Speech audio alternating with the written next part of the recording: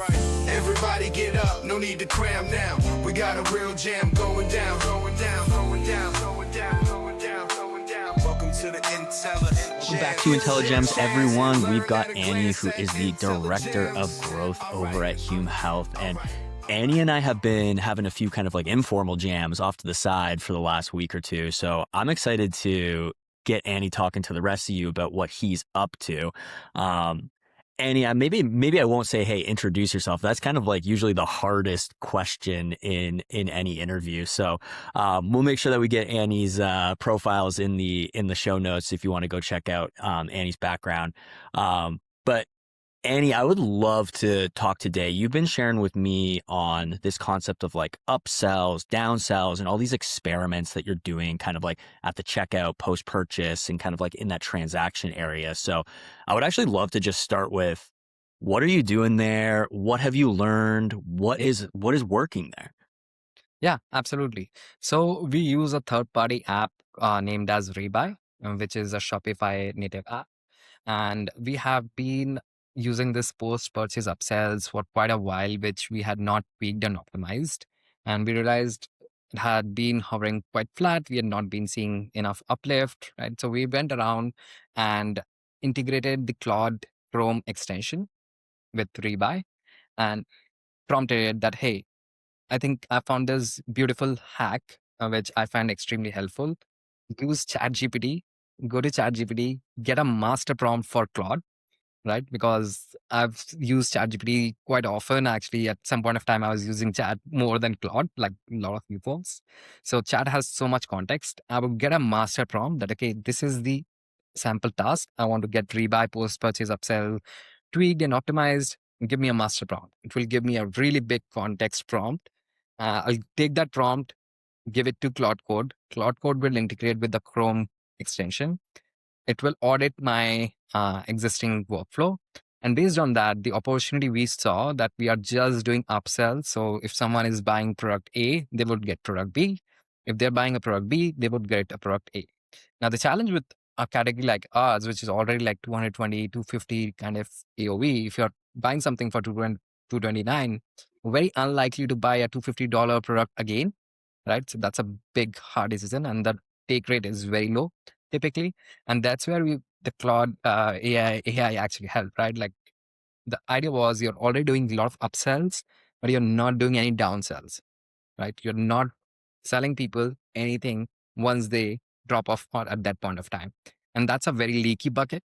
And that's where the opportunity turned around. So what the big change was, like once you are buying a product A and declining product B, downsell them to a $30, $40 product, which could be, in our case, it was a lifetime warranty product. And that's like a no-brainer, right? I'm sure a lot of you, when you're on Amazon, you're buying an electronic product, they already give you a warranty, 3 or 5 year warranty, something similar. You're like, oh, I'm already spending $200, $300. Let me take this $30 to $40 warranty, right? So that's something which helped us, and we were able to, like, this was one of those graphs which is like a marketer's dream, like skyrocketed from here to there. So it was quite ASMRic for us to see. I love it. Funny thing, if you ask me how much time did I take to do this, can you guess how much time it would have taken to get this done end to end? I mean, I know you are the AI master of like figuring all this out. So I want to guess low, but I'm just going to put my marketing hat on and be like, hey, putting everything together, actually running the experimentation, 2 weeks plus to get that done. I know you're going to tell me it takes way less time with how you had the setup. For sure. I think with all the optimizations and everything, like all the tweaks and everything, max to max, it would have taken us like 90 minutes. Insane, right? And when I first started with Rebuy, the workflow and everything, even though they've done a really good job, I used to find it very intimidating. I'm like, oh no, I'm not going to touch anything. I'll mess up more than doing good, right? And that's where the AI guidance and everything has been super helpful. Love it. Okay, so there's two things I kind of want to dig in on there. So, hey, we used AI to help identify this opportunity.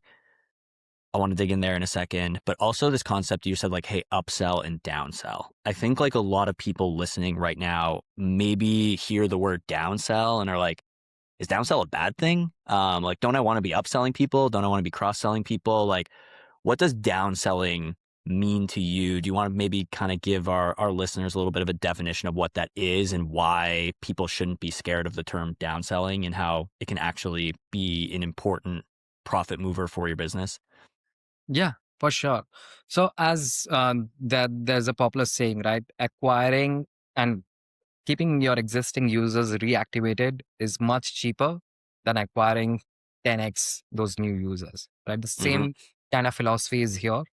You have worked so hard, you got like 2-3% of the users converting to your doors and buying with you. Now, when you are in that aha journey of the thank you page and the post purchase upsell journey, right? You want to make sure that you're maximizing it as much. It's crazy to just think of it like we test like hundreds and thousands of creatives. We test like tens and fifties of landing pages, but we're not doing as much on our post purchase where it's like the lowest hanging fruit, right? Everyone talks about and does a lot of those upsells, and downsells might sound very stupid and crazy, like you said, right? Like, why the hell would I downsell something I always want to upsell, right? But in cases like these, you definitely want to leverage and squeeze out as much as you can. It, I come from a little bit of mobile marketing background as well, right? There we used to have this term we called as ARPU, right? Average revenue per Yep. user. I think SaaS and B2B companies also use it quite often. So how are you maximizing your ARPU, your LTV? Depends a lot on how you're playing with this post purchase as well, right? So here, when you are in that journey of post purchase upsell, you have very limited time to interact and convert that user, right? In that interaction and that journey, if you don't squeeze out the best and maximum efficiency, it's very unlikely the same user will respond the same way, because it's Monday, 10, 7, 8 p.m. I made the purchase, right? Emailing me even for the same offer, same deal, or even cheaper deal, I might not convert the same way I've converted now, right? Because I'm in that journey right now. So I think that's where it makes a lot of sense for brands to do all of these experimentation. And honestly, we're not going to stop here as well, right? We are going to think like, what else can we do if someone also declines those warranty? We can do some free gifts. We can do some more perceived value gifts and offering, which becomes makes it more cohesive with the journey which we are building and selling through our products. I, you hit on a few things there that I really like when you're like, hey, we're not done here. We're going to like continue to tweak and we're going to Yeah. continue to like find where we go next. And there's a term that we've been using here at Intelligems for a little bit where it's like, hey, we're trying to turn CRO into growth experimentation, where it's not necessarily about like, hey, how do I get an increase in conversion? It's just, how do I get more growth for the business? And I think this concept of downselling and like where you're going here is really interesting. But like, maybe for those listening, how do you come up with these ideas? Because you said at the beginning, hey, we've tested thousands and upon thousands of ad creatives. We tested hundreds and hundreds of landing pages. And hey, now at Hume, we're starting to experiment in some of these other areas. Like, how do you go about finding where those levers in the business exist, where you can actually put this like growth experimentation lens to it to find additional profitability, to find additional growth in the business? Yeah, great question. And if you had asked me like almost a year back, I would have been like, it's very hard to do that and be in sane mind, right? And not get crazy. So there's so much going around, and I feel like in last 1 year, I'm unlearning and learning things from scratch, right? In almost 12 years of my marketing career, it feels like I'm almost starting from scratch and building things from scratch. So what's been helpful in our case is to build like an AI brain of sorts with all Claude MCP and Codex MCP, all this journey coming through. And even Triple Wheel is doing some crazy stuff with their Mobi chat and their AI, right? What we are trying to build is like a Hume Brain, Hume Bible. So which consists of a lot of internal and external variables, right? So when we say internal variables, they could be our ad comments, reviews, post-purchase survey data, what they're answering and all of that, right? FAQs, and then we go and see also the support tickets, which can be integrated with whatever support third-party platforms, CX platforms you're using. And then some of the external variables as well, right? Like what reviews my competitors get on their Trustpilot, their Amazon, right? Mm. What kind of ads are they running, right? What's happening on organic, which is going viral and can also induce a lot of ideas. And then kind of build all of these insights together, and it helps you shape, okay, these are the most recurring themes, most common recurring themes, right? For example, on ad comments, we are seeing the most common theme is, like, say, for example, in our category, the price is always the biggest objection, right? Like, why should I pay XYZ dollar versus a cheap XYZ alternative, right? Price, trust. Then there are recurring themes on those messaging as well. You want to collate this, and like you said, right, it's like a growth experiment. It's not like it's set in stone. It Hmm. keeps on evolving. It's seasonal. Like, it will change during Father's Day, it will change during Q3, Q4, right? And that's the beauty of our work, right? That you don't want to set in stone on these kind of aspects. You want to keep on churning new ideas. And that's where now we are vibe coding something with like a priority testing calculator of sorts, which takes all these variables and builds us like, okay, these are the most recurring themes for your product A. These are the most common recurring themes for your product B. Now, based on this, you have got an IEC metric, which could have like a maximum prioritizing impact. And that's Hmm. what we want to test next. I love that. So you talked about like, hey, we got all these internal. So putting together the Hume Brain here. Yeah. That Hume Brain is being put together by connecting to. You listed a few different MCPs there. Like, we're pulling in all this information, Yeah. and by pulling in all that information, you hit on some of like the internal stuff there: reviews, FAQs, what's going on with like the support tickets, etc. I'm assuming there's like an external piece to this as well. Is there like any color you could put to kind of like beyond kind of like the reviews and things? Like, what are you connecting in to make sure that you kind of have a full view of the field when you're putting those ideas together? Like, are there any other pieces that you're pulling in to kind of create this brain? You don't need to go into insane detail, Mhm. but like for those listening who are like, oh, that's Yeah. smart. Like, what do I need to Yeah. do there? Yeah. Yeah. Yeah. So honestly, I would say don't go too crazy and don't try to reinvent the wheel a lot, right? Because AI can start hallucinating a lot when you start by coding these platforms as well, right? So what I do, again, going back to the chat GPT example, right? If I have to do this, and if I'm starting and listening to this podcast, listening to this video, I would first of all take the transcript of this video itself, right? Download it maybe via YouTube or Gemini. Take this, go to chat and say, okay, these are the stuff I want to do. Help me build a MVP app via Codex or Claude, right? So start with building an MVP, right? Very basic minimum protocol, like a viable version, which you know will not break. The biggest hurdle 2 years back I used to have as a marketer was building these apps from scratch, right? Like, how do I get the APIs? How do I get the secret keys? It used to be so crazy to do Yeah. all of this. Thanks again to AI, it's so easy now. The same example of Claude Chrome extension just help. It helps you drive things so easily, right? And again, build an MVP, fine tune it, see what kind of inputs you are getting. Once the initial inputs are good enough, then keep on fine tuning it and improve with another version of it. Go back to chat that, okay, I've got this MVP working. What else can I do better to improve it and make it like a recurring theme, right? One practical example, one which we did and we're finding it extremely helpful, is with we run different geographies on meta ads, right? And different media buyers are working through it. So whenever we find a new winner, we want to always cross pollinate it and transfer it over to other teams and move it Mm. as quickly as possible, right?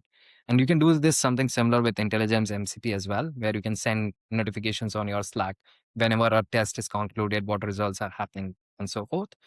Similarly, we did this with the meta ads flow, where anytime the ads meet a certain criteria, triple bill spend is greater than XYZ dollars, ROAS or CAC greater than ABC numbers, it instantly sends a Slack notification. The media buyers are aware, the creative strategists are aware.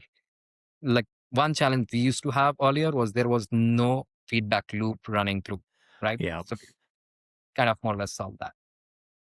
That That's another really good point. We're actually, I don't know when this is going to air, but we're doing a webinar with like a few different people talking about basically like the kind of push and pull between the paid media team and the on-site Mm, testing team, where it's like yeah, paid media learns something and like, does that make its way to the on-site testing team? The on-site testing team learns something. Does it make its yeah, way to the media team? It's like everyone's on the same team. Everyone's trying to find growth. Like that's why I like yes, keep on using the word growth experimentation rather than CRO. It's like, everyone's trying to grow. Everyone's trying to find the best ways to do that. And I love this concept of you can be the most connected person. You can have all this data. You can have all this information. But like if you're gatekeeping it and it takes yeah, too much time to propagate it to the rest of the team, then like you're not actually gaining anything. You're just exactly, super informed with no action.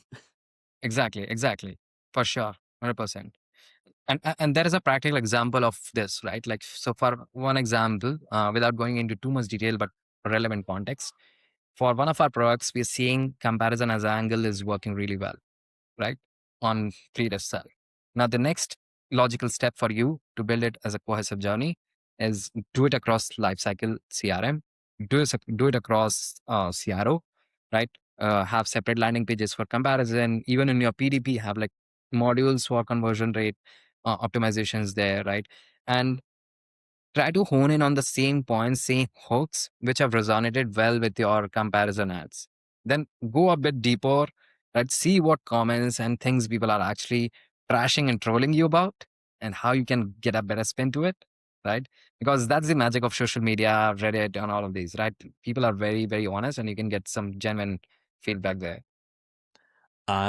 I love this. So maybe the last question for you. So we talked Yeah, about an experiment that you're running right now with the upsells and the downsells. We talked about, hey, how do I collect the right information? How do I inform the team about this? So as you are working on this Hume Brain, like what's kind of like next on the docket for you? Like when you're thinking about these experiments that you want to go try, like is anything kind of next up for you? And you talked about this concept of, hey, there's these things going, and then like the next thing, and like you always need to be informed, but you don't want it to be stale. So like, what's on your mind right now? Where are we going next? What's worth experimenting? yeah. It's funny you ask because how quickly AI is evolving. Um, 2 months back, things were so different. 2 weeks from now, things are going to be again somewhat different, right? But where in our roadmap, in our shape and form, where we are going with this, right? We're almost in Q3. Q4 is almost 90, 100 days away, right?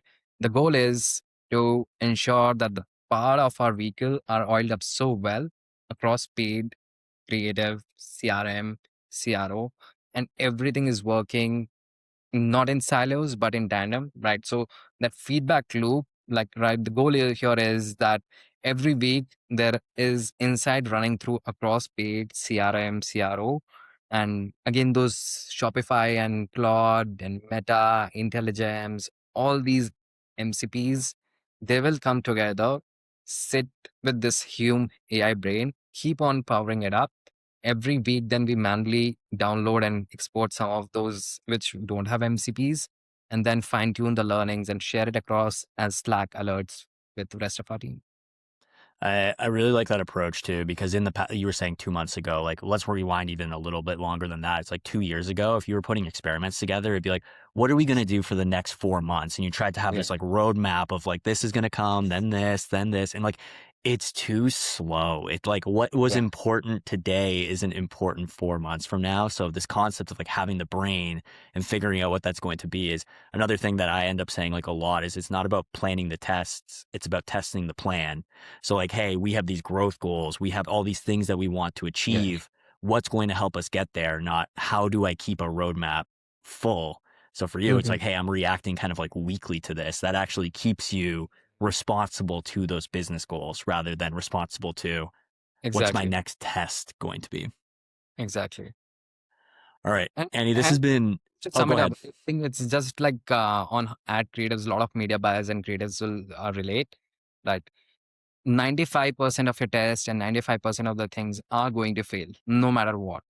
It's about that 5% of the results you care about, and you want to understand why it is working to iterate more and do better cohesively across different cross functions. Yeah, you ask a question, you get it. You don't usually get an answer. You usually get like 5 more questions. So that's how you keep it going. Is like, hey, this is Yes. important to me. Let me dig deeper. Let me go further with Yeah. this. So, Annie, this has been amazing. For people who want to follow along with you, Twitter, LinkedIn, newsletters, where can people get more Annie? Yeah, I think I'm super active on LinkedIn and Twitter both. Those are the two best channels to reach out. And again, thank you so much for having me here. It was great chatting and sharing some of my insights. Pleasure's all mine, dude. Thank you.